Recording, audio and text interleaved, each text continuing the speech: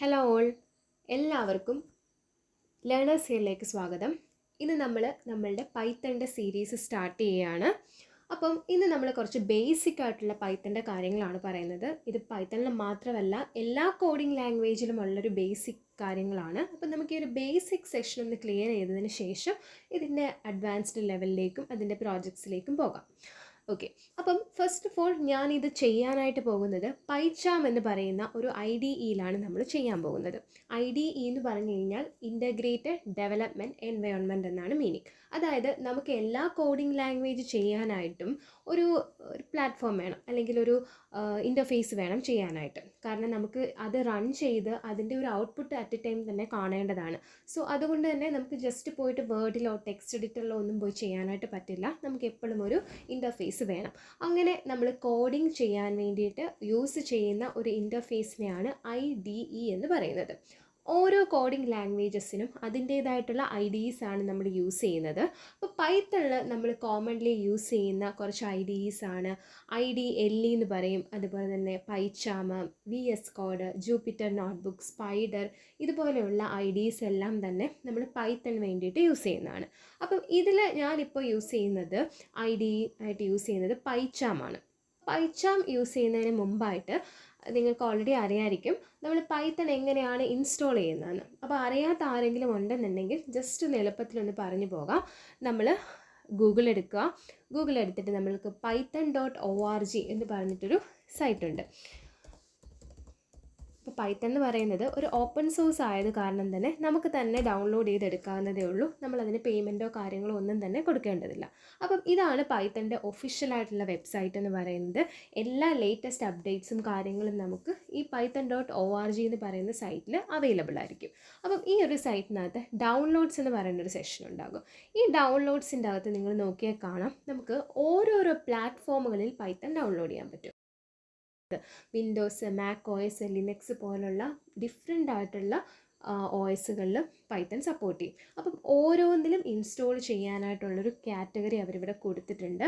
ഇപ്പം എൻ്റെത് വിൻഡോസ് ആണ്. അപ്പോൾ അതുകൊണ്ട് തന്നെ ഞാൻ വിൻഡോസിൻ്റെ ഓപ്ഷൻ സെലക്ട് ചെയ്യുമ്പോൾ ഡൗൺലോഡ് ഫോർ വിൻഡോസ് എന്ന് പറഞ്ഞിട്ട് ഇപ്പോൾ പൈത്തണിൻ്റെ ഏറ്റവും ലേറ്റസ്റ്റ് അപ്ഡേറ്റ് ആയിട്ടുള്ള പൈത്തൺ 3.12.0 എന്ന് പറയുന്ന പാക്കേജ് നമുക്ക് ഡൗൺലോഡ് ചെയ്യാൻ പറ്റും.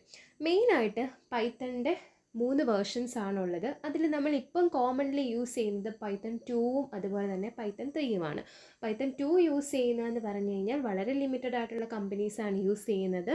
ഇപ്പോഴത്തെ നമ്മളുടെ AI ML പോലെയുള്ള കാര്യങ്ങളൊക്കെ വർക്ക് ചെയ്യാനായിട്ട് പൈത്തൺ 3 ആണ് ഏറ്റവും അഡ്വാൻസ്ഡ് ആയിട്ടുള്ളത്. പൈത്തൺ 3 ആണ്. അപ്പം പൈത്തൺ 3.12 എന്ന് പറയുന്നതാണ് ഇപ്പോഴത്തെ ലേറ്റസ്റ്റ് വേർഷൻ. ആ ഒരു ലേറ്റസ്റ്റ് വേർഷൻ നിങ്ങൾ ജസ്റ്റ് ഡൗൺലോഡ് ചെയ്ത് കഴിഞ്ഞാൽ അതിൻ്റെ ഒരു EXE ഫയൽ നമുക്ക് ഡൗൺലോഡ് ആകും. ആ EXE ഫയൽ ഡബിൾ ക്ലിക്ക് ചെയ്ത് നോർമലി നമ്മളൊരു ഫയൽ ഡൗൺലോഡ് ചെയ്യുന്ന പോലെ തന്നെ ഇൻസ്റ്റാൾ ചെയ്ത് എടുക്കാവുന്നതാണ്. ഇനി ഓൾറെഡി എൻ്റെ സിസ്റ്റത്തിൽ ഉള്ളതുകൊണ്ടാണ് അത് ഇൻസ്റ്റാൾ ചെയ്ത് കാണിക്കാത്തത്. നിങ്ങൾ ആദ്യമായിട്ട് ഇൻസ്റ്റാൾ ചെയ്യുന്നവർ ഒരു കാര്യം പ്രത്യേകം ശ്രദ്ധിക്കുക. നമ്മളത് ഇൻസ്റ്റാൾ ചെയ്യുന്ന സമയത്ത് ആഡ് പൈത്തൺ ടു പാത്ത് എന്ന് പറയുന്നൊരു ചെക്ക് ബോക്സ് ഉണ്ടാകും. ആ ഒരു ചെക്ക് ബോക്സ് ടിക്ക് ചെയ്തതിന് ശേഷം മാത്രം ഇൻസ്റ്റാൾ ചെയ്യുക. വേറെ കാര്യങ്ങളൊന്നും നമുക്ക് എക്സ്ട്രാ ആയിട്ട് അവിടെ ചെയ്യാനില്ല. അപ്പം നമ്മളിങ്ങനെ വർക്ക് ചെയ്ത് ഇൻസ്റ്റാൾ ചെയ്ത് കഴിയുമ്പോൾ തന്നെ പൈത്തൺ നമ്മളുടെ സിസ്റ്റത്തിൻ്റെ അകത്ത് ഓട്ടോമാറ്റിക്കലി ഇൻസ്റ്റാൾ ആകും. ഇനി നിങ്ങളുടെ കയ്യിലിരിക്കുന്നത് ഒരു ലിനക്സ് സിസ്റ്റം ആണെന്ന് വിചാരിക്കുക. അങ്ങനെയാണെങ്കിൽ നമുക്ക് ഇതുപോലെ ഡൗൺലോഡ് ചെയ്യാം. അല്ലാതെ നമുക്ക് ടെർമിനലിൽ സുഡോ കമാൻഡ്സ് വെച്ചിട്ട് ഡയറക്റ്റായിട്ട് ഡൗൺലോഡ് ചെയ്ത് എടുക്കാവുന്നതേ ഉള്ളൂ. അപ്പം ഇങ്ങനെ ഡൗൺലോഡ് ചെയ്തതിന് ശേഷം നമുക്ക് ഇതിൻ്റെ IDEs വേണമെങ്കിൽ സെപ്പറേറ്റ്ലി ഡൗൺലോഡ് ചെയ്യാം. അല്ലെങ്കിൽ നിങ്ങളുടെ സിസ്റ്റത്തിൻ്റെ സെർച്ചിൽ IDLE എന്നൊന്ന് സെർച്ച് ചെയ്ത് കഴിഞ്ഞാൽ നമുക്ക് അതിൻ്റെ കറസ്പോണ്ടിങ് ആയിട്ടുള്ള IDLE ഓപ്പൺ ആകുകയും IDLE ഞാൻ ഓൾറെഡി പറഞ്ഞു അതൊരു IDE ആണ്. നിങ്ങൾക്ക് വേണമെങ്കിൽ അത് യൂസ് ചെയ്യാം. ഇപ്പം ഞാൻ യൂസ് ചെയ്യുന്നത് PyCharm ആണ്. ഇപ്പം നമ്മൾ പൈത്തൺ ഡൗൺലോഡ് ചെയ്തപ്പോൾ തന്നെ PyCharm ഡൗൺലോഡ് ചെയ്യാനായിട്ടും PyCharmൻ്റെ ഒഫീഷ്യൽ വെബ്സൈറ്റിൽ കയറി കഴിഞ്ഞിട്ട് PyCharm കമ്മ്യൂണിറ്റി വേർഷൻ എന്നൊരു ഓപ്ഷൻ ഉണ്ടാകും. അത് ജസ്റ്റ് ഒന്ന് ഇൻസ്റ്റാൾ ചെയ്ത് കഴിഞ്ഞാൽ PyCharm നമുക്ക് ഇൻസ്റ്റാൾ ചെയ്യാൻ പറ്റും. PyCharm ഇൻസ്റ്റാൾ ചെയ്യുന്നതിലോ പൈത്തൺ ഇൻസ്റ്റാൾ ചെയ്യുന്നതിലോ ആർക്കെങ്കിലും എന്തെങ്കിലും ഡൗട്ട്സ് വരികയാണെന്നുണ്ടെങ്കിൽ കമൻറ്റ് ചെയ്താൽ മതി. കുറച്ചുകൂടെ ഡീറ്റെയിൽ ആയിട്ട് പറഞ്ഞുതരാം. ഓക്കെ, അപ്പം നമ്മളിപ്പം ഡയറക്റ്റായിട്ട് ഞാൻ PyCharmൻ്റെ ആ ഒരു ഇൻ്റർഫേസാണ് ഇപ്പോൾ ഓപ്പൺ ചെയ്തിരിക്കുന്നത്. അപ്പോൾ PyCharmൻ്റെ അകത്ത് ഞാൻ ഇന്ന് പറയാൻ പോകുന്നത് ഓൾറെഡി പറഞ്ഞു, വളരെ ബേസിക് ആയിട്ടുള്ള കാര്യമാണ്. അതുകൊണ്ട് തന്നെ ഞാൻ സെപ്പറേറ്റ് ആയിട്ടുള്ള ഫയലുകളൊന്നും ക്രിയേറ്റ് ചെയ്യുന്നില്ല. പൈച്ചാമിൻ്റെ തന്നെ ഇൻ്റർപ്രറ്റർ മോഡിലാണ് നമ്മളിപ്പോൾ ഇവിടെ ചെയ്യാൻ പോകുന്നത്. ഇൻ്റർപ്രറ്റർ മോഡ് എന്ന് പറഞ്ഞു കഴിഞ്ഞാൽ ലൈൻ ബൈ ലൈനായിട്ടായിരിക്കും എക്സിക്യൂഷൻ നടക്കുക. അതായത് ഞാനൊരു 100 ലൈൻസ് ഓഫ് കോഡ് എഴുതിയെന്ന് വിചാരിക്കുക. അങ്ങനെയാണെങ്കിൽ നമ്മളുടെ ആ ഫസ്റ്റ് ലൈൻ, ഒന്നെന്ന് പറയുന്ന ലൈനാണ് ആദ്യം അവരെടുക്കുക. ആ ഫസ്റ്റ് ലൈൻ മാത്രം എടുത്തിട്ട് അത് കംപ്ലീറ്റ്ലി അവർ എക്സിക്യൂട്ട് ചെയ്തതിന് ശേഷം മാത്രമേ രണ്ടാമത്തെ ലൈനിലേക്ക് വരികയുള്ളൂ. ഓക്കെ, നമ്മൾ സി പോലെ യൂസ് ചെയ്യുന്ന പോലെ കംപ്ലീറ്റ് ആയിട്ട് ഫുൾ കോഡിനെയും അവിടെ എക്സിക്യൂട്ട് ചെയ്യുകയല്ല ചെയ്യുന്നത്. ഓരോ ലൈൻ ബൈ ലൈനായിട്ട്, ഇപ്പോൾ രണ്ടാമത്തെ ലൈനിൽ ഒരു എറർ വന്നു അല്ലെങ്കിൽ സ്റ്റക്ക് ആയിക്കഴിഞ്ഞാൽ പ്രോഗ്രാം അവിടെ കൊണ്ട് കംപ്ലീറ്റ്ലി നിൽക്കുകയാണ് ചെയ്യുന്നത്. നമ്മൾ ആ സെക്കൻഡ് ലൈൻ കംപ്ലീറ്റ്ലി ക്ലിയർ ചെയ്തതിന് ശേഷം മാത്രമേ അത് തേർഡ് ലൈനിലേക്ക് പോകത്തുള്ളൂ. അപ്പോൾ ഇതുപോലെ ലൈൻ ബൈ ലൈനായിട്ടുള്ള എക്സിക്യൂഷൻ ആയതുകൊണ്ടാണ് നമ്മൾ പൈത്തനെ ഇൻ്റർപ്രറ്റർ ലാംഗ്വേജ് എന്നാണ് നമ്മൾ പറയുന്നത്. Interpreted language. അപ്പം നമുക്ക് ഇതുപോലൊരു IDE എടുത്തു കഴിഞ്ഞാൽ ഇതേപോലെ ഫുൾ കോഡ് എക്സിക്യൂട്ട് ചെയ്യാനും അതേപോലെ തന്നെ ലൈൻ ബൈ ലൈനായിട്ട് എക്സിക്യൂട്ട് ചെയ്യാനുമുള്ള ഓപ്ഷൻസ് ഉണ്ടാകും. അപ്പോൾ അത് തമ്മിലുള്ള വ്യത്യാസം എന്താണെന്നൊക്കെ നമുക്ക് വരുന്ന ക്ലാസ്സുകളിൽ ഞാൻ പറഞ്ഞു തരാം. ഇപ്പം ഞാൻ എടുക്കുന്ന മോഡ് ഇൻ്റർപ്രറ്റഡ് മോഡാണ് എടുക്കാൻ പോകുന്നത്. ഇൻ്റർപ്രറ്റഡ് മോഡെന്ന് ആ ഒരു വേർഡ് കേൾക്കുമ്പോൾ തന്നെ മനസ്സിൽ വരിക ലൈൻ ബൈ ലൈനായിട്ടുള്ള എക്സിക്യൂഷനാണ്. അപ്പം ഇൻ്റർപ്രറ്റഡ് മോഡ് എടുക്കാനായിട്ട് ഞാൻ പൈച്ചാം ഉള്ളവർ പൈച്ചാമിൻ്റെ ടെർമിനൽ എന്ന് പറയുന്നൊരു ഓപ്ഷനിലേക്ക് ക്ലിക്ക് ചെയ്യുകയാണ്. ടെർമിനലിൻ്റെ അകത്തേക്ക് നമ്മൾ ജസ്റ്റ് ഡയറക്റ്റായിട്ട് പൈത്തൺ എന്നൊന്ന് കൊടുക്കുന്നു. ജസ്റ്റ് പൈത്തണിൽ കൊടുക്കുമ്പോൾ തന്നെ നമുക്ക് ആ ഒരു ഇൻ്റർപ്രറ്റഡ് മോഡ് ഓപ്പൺ ആവുകയാണ്. ഇത് നമ്മുടെ ലിനക്സിലൊക്കെ ചെയ്യുന്ന ടെർമിനലിൽ ചെയ്യുന്ന അതേ ഓപ്പറേഷനോട് സിമിലർ ആണ്. സോ ഇൻ്റർപ്രറ്റഡ് മോഡിലാണ് ഞാൻ ഇനിയും പറയാൻ പോകുന്ന കാര്യങ്ങൾ ചെയ്യുന്നത്. അപ്പോൾ ഞാൻ ഓൾറെഡി പറഞ്ഞു, ബേസിക് ആയിട്ടുള്ള എല്ലാ ലാംഗ്വേജിലും യൂസ് ചെയ്യുന്ന കാര്യമാണ് ഇന്ന് പറയുന്നത്. അപ്പോൾ അതിൽ ഫസ്റ്റ് പോയിൻ്റായിട്ട് പറയുന്നത് വേരിയബിൾസ് എന്ന് പറയുന്നൊരു കോൺസെപ്റ്റാണ്. അപ്പോൾ വേരിയബിൾസ് എന്ന് പറഞ്ഞാൽ ഇപ്പം നമ്മൾ ഒരു കമ്പ്യൂട്ടർ പ്രോഗ്രാം എന്ന് തന്നെ വേണ്ട, നമ്മൾ ഹ്യൂമൻ ബീങ്സ് ആണ്. നമ്മളോട് ഒരാളൊരു കാര്യം പറയുമ്പോൾ നമ്മുടെ ബ്രെയിനും അത് ഓരോ അഡ്രസ് ലൊക്കേഷനായിട്ടായിരിക്കും സ്റ്റോർ ചെയ്യുന്നത്. അതായത് ഇപ്പോൾ ഒരാളുടെ പേര് പറയുന്നു, ഒരാളുടെ ഏജ് പറയുന്നു, അപ്പോൾ അത് പേരാണ് അല്ലെങ്കിൽ നെയിമാണ്, ഏജാണ് എന്നുള്ളൊരു ഐഡൻറ്റിഫിക്കേഷൻ കൊടുത്തിട്ടായിരിക്കും നമ്മളുടെ ബ്രെയിൻ ഓരോ കാര്യത്തിനെയും സ്റ്റോർ ചെയ്യുന്നത്. അതേപോലെ തന്നെ നമുക്കൊരു കമ്പ്യൂട്ടർ പ്രോഗ്രാമിൽ വർക്ക് ചെയ്യേണ്ട കുറേ കാര്യങ്ങളുണ്ട്. അതിനകത്ത് കുറേ ഡേറ്റാസ് ഉണ്ട്. അപ്പോൾ ഈ ഡേറ്റ എല്ലാം തന്നെ നമ്മളൊരു കമ്പ്യൂട്ടറിലേക്ക് കൊടുക്കുമ്പോൾ അത് സ്റ്റോർ ചെയ്യുക എന്ന് പറയുന്നത് എല്ലാം കൂടെ റാൻഡമായിട്ട് കടന്നു കഴിഞ്ഞാൽ നമുക്ക് വളരെ ബുദ്ധിമുട്ടായിരിക്കും അതിനെ പ്രോസസ്സ് ചെയ്യാനായിട്ട്.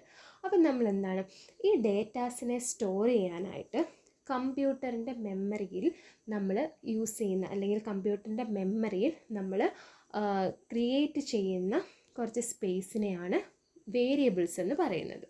വേരിയബിൾസ് എന്ന് പറഞ്ഞാൽ ടെമ്പററി സ്റ്റോറേജ് ആണ്. ഡേറ്റേനെ സ്റ്റോർ ചെയ്യാനായിട്ട് യൂസ് ചെയ്യുന്ന ടെമ്പററി സ്റ്റോറേജുകളെയാണ് നമ്മൾ വേരിയബിൾസ് എന്ന് പറയുന്നത്. ഇപ്പം നമ്മളൊരു ബാങ്കിൽ നമ്മളുടെ ഒരു ഡോക്യുമെൻറ്റോ എന്തെങ്കിലും ഒരു കാര്യം നമ്മൾ സ്റ്റോർ ചെയ്യാനായിട്ട് ലോക്കർ ഓപ്പൺ ചെയ്യില്ലേ, അപ്പോൾ ആ വലിയ റൂമിൽ നമ്മളുടേതായിട്ടൊരു സ്പേസ് ക്രിയേറ്റ് ചെയ്ത് അതിലേക്ക് നമ്മൾ കുറച്ച് ഡേറ്റാസ് സ്റ്റോർ ചെയ്യുന്നു. അതേ രീതി തന്നെയാണ് ഒരു കമ്പ്യൂട്ടറിൻ്റെ മെമ്മറിയിൽ നമ്മൾ കൊടുക്കുന്ന ഡേറ്റാസിനെ സ്റ്റോർ ചെയ്യാൻ വേണ്ടി യൂസ് ചെയ്യുന്ന സ്പേസിനെയാണ് നമ്മൾ വേരിയബിൾസ് എന്ന് പറയുന്നത്. അപ്പോൾ പൈത്തണിൻ്റെ അകത്ത് എങ്ങനെയാണ് വേരിയബിൾസിനെ ക്രിയേറ്റ് ചെയ്യുന്നതെന്നാണ് നെക്സ്റ്റ് പറയുന്നത്. അതായത് വേരിയബിൾസിനെ നമ്മൾ എപ്പോഴും ഒരു നെയിം വെച്ചിട്ടായിരിക്കും റെപ്രസെൻറ്റ് ചെയ്യുന്നത്. അതിനെ നമ്മൾ കോമൺലി ഐഡൻറ്റിഫയേഴ്സ് എന്നാണ് പറയുന്നത്. വേരിയബിളിനെ കൊടുക്കുന്ന ആ ഒരു പേരിന്, നെയിമിങ്ങിന് നമ്മൾ പറയുന്ന പേരാണ് ഐഡൻറ്റിഫയേഴ്സ്. അപ്പോൾ ഈ ഐഡൻറ്റിഫയേഴ്സ് അല്ലെങ്കിൽ അതിനൊരു നെയിമിങ് നമ്മൾ കൊടുക്കുമ്പോൾ നമ്മൾ അതിൻ്റെ അകത്ത് കുറച്ച് കാര്യങ്ങൾ, കുറച്ച് റൂളുണ്ട്. നമുക്ക് കാണുന്ന എല്ലാ പേരും കൊടുക്കാനായിട്ട് പറ്റത്തില്ല. കുറച്ച് റൂൾ ഫോളോ ചെയ്തെങ്കിൽ മാത്രമേ നമുക്ക് ആ ഒരു നെയിമിങ് കൊടുക്കാൻ പറ്റത്തുള്ളൂ. അപ്പോൾ ഞാൻ ക്വിക്കായിട്ട് ആ ഒരു പോയിൻറ്റ്സ് പറയുകയാണ്. ഫസ്റ്റ് ഓഫ് ഓൾ നമുക്ക് നമ്മുടെ ഇംഗ്ലീഷ് ലെറ്റേഴ്സ് എല്ലാം തന്നെ ഒരു വേരിയബിൾ നെയിമായിട്ട് കൊടുക്കാം. Alphabets A to Z, small letter A to Z മുതൽ capital letter A to Z വരെയുള്ള എല്ലാ ആൽഫബറ്റ്സും അതിൻ്റെ കോമ്പിനേഷൻസും പിന്നെ അതേപോലെ തന്നെ 0 to 9 വരെയുള്ള നമ്പേഴ്സും അണ്ടർസ്കോർ, ഇത്രയും കാര്യങ്ങൾ നമുക്കൊരു വേരിയബിളിൻ്റെ നെയിമിംഗ് ആയിട്ട് കൊടുക്കാനായിട്ട് പറ്റുന്ന കാര്യമാണ്. ഇനി ഒരിക്കലും കൊടുക്കാൻ പറ്റാത്ത കാര്യം എന്ന് പറയുന്നത് 0 to 9 വരെയുള്ള നമ്പേഴ്സ് കൊടുക്കാമെന്ന് ഞാൻ പറഞ്ഞു. പക്ഷെ ഒരിക്കലും ഒരു നമ്പറിൽ സ്റ്റാർട്ട് ചെയ്യാൻ പാടില്ല. അതായത് ഇപ്പോൾ ഫോർ എക്സാമ്പിൾ ഞാനിപ്പം വേരിയബിൾ 1 VAR ഇതാണ് ഞാനിപ്പോൾ ക്രിയേറ്റ് ചെയ്തിരിക്കുന്നൊരു വേരിയബിളിൻ്റെ നെയിം. ഇപ്പോൾ var1 എന്ന് ഞാനൊരു വേരിയബിളിന് കൊടുത്തു കഴിഞ്ഞാൽ അതൊരു വാലിഡ് ആയിട്ടുള്ളൊരു വേരിയബിൾ നെയിമാണ്. പക്ഷേ ഞാൻ നേരെ തിരിച്ച് 1var എന്ന് കൊടുത്തു കഴിഞ്ഞാൽ ഈ ഒരു കാര്യം, അതായത് ഒരിക്കലും ഒരു നമ്പറിൽ സ്റ്റാർട്ട് ചെയ്യാൻ പാടില്ല ഒരു വേരിയബിൾ നെയിം എന്ന് പറയുന്നത്. ഇനിയും വേറൊരു കാര്യം എന്ന് പറഞ്ഞാൽ നമ്മൾ അണ്ടർസ്കോർ കൊടുക്കാൻ പറ്റും എന്ന് പറഞ്ഞിരുന്നു ഫസ്റ്റ് പോയിന്റിൽ. ഈ അണ്ടർസ്കോർ അല്ലാണ്ട് വേറൊരു സ്പെഷ്യൽ ക്യാരക്ടേഴ്സും ഇവിടെ അലൗഡ് അല്ല. അടുത്ത ഒരു ഇമ്പോർട്ടൻറ്റ് പോയിന്റ് ഐഡൻറ്റിഫയറിനെ വെച്ച് നോക്കുമ്പോൾ പൈത്തൺ എന്ന് പറയുന്നത് ഒരു കേസ് സെൻസിറ്റീവ് ആയിട്ടുള്ളൊരു ലാംഗ്വേജ് ആണ്. കേസ് സെൻസിറ്റീവ് എന്ന് പറഞ്ഞു കഴിഞ്ഞാൽ ഇതിൽ നമ്മൾ യൂസ് ചെയ്യുന്ന ലെറ്റേഴ്സ്, അതായത് ക്യാപിറ്റൽ ലെറ്റേഴ്സും അതേപോലെ തന്നെ സ്മോൾ ലെറ്റേഴ്സും വേറെ വേറെ മെമ്മറി ലൊക്കേഷൻസ് ആയിട്ടായിരിക്കും ട്രീറ്റ് ചെയ്യുന്നത്. ഇപ്പോൾ ഫോർ എക്സാമ്പിൾ നമ്മൾ ഫസ്റ്റ് കേസിൽ സ്മോൾ ലെറ്റർ എ യൂസ് ചെയ്യുന്നു ഒരു ഡേറ്റയെ സ്റ്റോർ ചെയ്യാനായിട്ട്. അതിനുശേഷം കുറച്ച് നേരം കഴിഞ്ഞിട്ട് ആ എക്ക് പകരം ക്യാപിറ്റൽ ലെറ്റർ എയിൽ നിന്നും ഡേറ്റ എടുക്കാൻ ശ്രമിച്ചു കഴിഞ്ഞാൽ നമുക്ക് എറർ ആയിരിക്കും വരുന്നത്. കാരണം സ്മോൾ ലെറ്റർ എയും ക്യാപിറ്റൽ ലെറ്റർ എയും വേറെ വേറേതായിട്ടായിരിക്കും അവർ കൺസിഡർ ചെയ്യുന്നത്.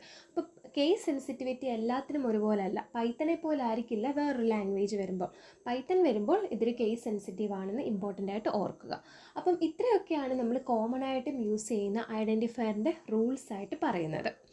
ഇനിയും ഞാൻ ഓൾറെഡി പറഞ്ഞു, വേരിയബിൾസ് എന്ന് പറഞ്ഞു കഴിഞ്ഞാൽ നമ്മൾ ഡേറ്റേനെ സ്റ്റോർ ചെയ്യുന്നതാണെന്ന് പറഞ്ഞു. അപ്പോൾ എങ്ങനെയാണ് ഈ ഡേറ്റേനെ സ്റ്റോർ ചെയ്യുന്നതെന്നുകൊണ്ട് നമുക്കൊരു ജസ്റ്റ് ഒരു ചെറിയൊരു എക്സാമ്പിളായിട്ട് നോക്കാം.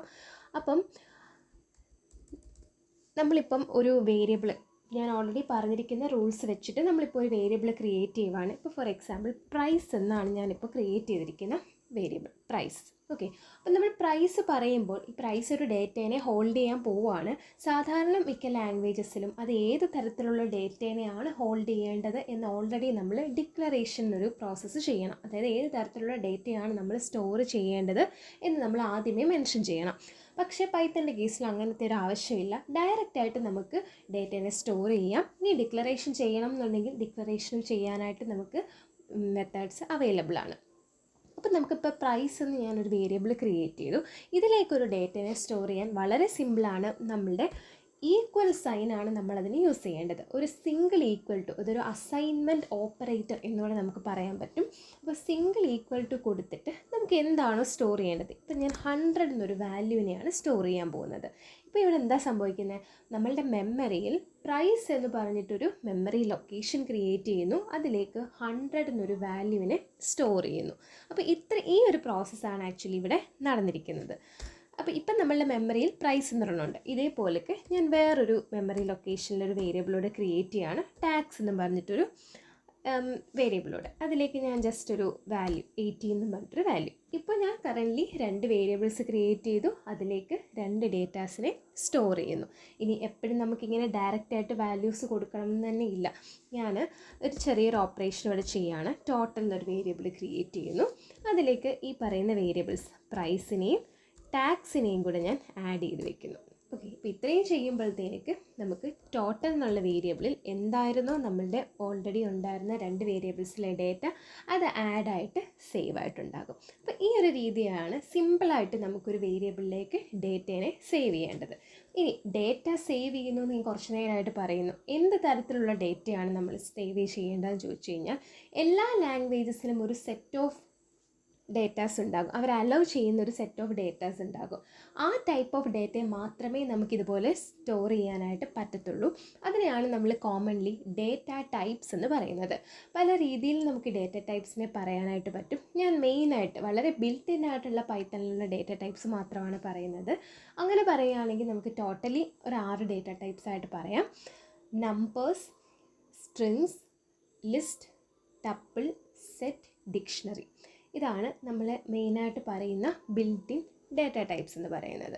അപ്പം ഇത് ഓരോന്നും നമുക്ക് ഡീറ്റെയിൽ ആയിട്ട് പഠിക്കാനുള്ളതാണ്. അപ്പോൾ ഇപ്പം നമ്മൾ ഈ ചെയ്തിരിക്കുന്ന എക്സാമ്പിളിൽ പ്രൈസിലും ടാക്സിലും ഞാൻ നമ്പേഴ്സാണ് കൊടുത്തിരിക്കുന്നത്. അപ്പോൾ ഇത് നമ്പേഴ്സ് എന്ന് പറയുന്ന ഒരു കാറ്റഗറിയിലായിരിക്കും ഇതിൻ്റെ ഡേറ്റ ടൈപ്പ് വരുന്നത്. ഇനി നമ്പേഴ്സിന് തന്നെ 3 സ്പെസിഫിക്കേഷൻസ് ഉണ്ട്. Integer numbers, float numbers, complex numbers. Numbers തന്നെ ഈ 3 ടൈപ്പ് നമ്പേഴ്സിനെ മാത്രമേ ഇവിടെ സപ്പോർട്ട് ചെയ്യത്തുള്ളൂ. ഇൻറ്റിജർ നമ്പർ എന്ന് പറയുമ്പോൾ നമുക്കറിയാം നോർമലി നമ്മൾ യൂസ് ചെയ്യുന്ന കൗണ്ടിങ് നമ്പേഴ്സിനാണ് ഇൻറ്റിജർ നമ്പേഴ്സ് എന്ന് പറയുന്നത്. ഫ്ലോട്ട് നമ്പേഴ്സ് എന്ന് പറഞ്ഞു കഴിഞ്ഞാൽ നമ്മൾ യൂസ് ചെയ്യുന്ന ഡെസിമൽ വാല്യൂസ് ഉള്ള നമ്പേഴ്സ്. ഇപ്പം 100-ന് പകരം ഞാൻ 100.1 എന്നാണ് കൊടുത്തിരുന്നെങ്കിൽ അതൊരു ഡെസിമൽ നമ്പറായിട്ട് മാറിയേനെ. ഇനിയും കോംപ്ലക്സ് നമ്പർ എന്ന് പറഞ്ഞാൽ നമുക്കറിയാം റിയലും ഇമാജിനറിയുമായിട്ടുള്ള നമ്പേഴ്സിനെയാണ് നമ്മൾ കമ്പൈൻഡ് ആയിട്ടുള്ള നമ്പേഴ്സിനെയാണ് നമ്മൾ കോംപ്ലക്സ് നമ്പേഴ്സ് എന്ന് പറയുന്നത്. അപ്പോൾ ഒരു വേരിയബിളിൽ സ്റ്റോർ ചെയ്തിരിക്കുന്നത് ഏത് ഡേറ്റയാണ്, അല്ലെങ്കിൽ ആ ഡേറ്റയുടെ ടൈപ്പ് എന്താണ് എന്ന് ചെക്ക് ചെയ്യാനായിട്ട് നമുക്ക് ഒരു ഫംഗ്ഷൻ ഉണ്ട്. ടൈപ്പ് എന്നാണ് നമ്മൾ ആ ഫംഗ്ഷന് പറയുന്നത്. സോ ടൈപ്പ് എന്ന ഫംഗ്ഷൻ കൊടുക്കുക, ബ്രാക്കറ്റ് ഓപ്പൺ ചെയ്യുക, ഏത് വേരിയബിളിൻ്റെ ടൈപ്പാണോ ചെക്ക് ചെയ്യേണ്ടത് ആ ഒരു വേരിയബിൾ കൊടുത്തു കഴിഞ്ഞാൽ നമുക്ക് ഡയറക്റ്റായിട്ട്, ഇപ്പോൾ കണ്ടോ ഇൻറ്റിജർ കാറ്റഗറിയാണ് നമ്മൾ കൊടുത്തത്, അതുകൊണ്ട് നമുക്ക് ഡയറക്റ്റായിട്ട് ഇൻറ്റ് എന്ന് പറയുന്ന വാല്യൂ ആയിരിക്കും അവിടെ വരുന്നത്. അപ്പോൾ ഏതാണോ നമ്മൾ കൊടുക്കുന്നത് അതിനനുസരിച്ചിട്ടുള്ള വാല്യൂസ് ആയിരിക്കും നമുക്ക് കറസ്പോണ്ടിങ് ആയിട്ട് വരുന്നത്. അപ്പോൾ ഡേറ്റ ടൈപ്സ് ആൻഡ് വേരിയബിൾസ് ആണ് ഇന്നത്തെ ക്ലാസ്സിൽ പറഞ്ഞത്. നെക്സ്റ്റ് ക്ലാസ്സിൽ നമുക്ക് ഈ ഒരു ഡേറ്റ ടൈപ്സിൽ ഓരോന്നിനെയും കുറച്ചുകൂടി ഡീറ്റെയിൽ ആയിട്ട് നോക്കാം. താങ്ക്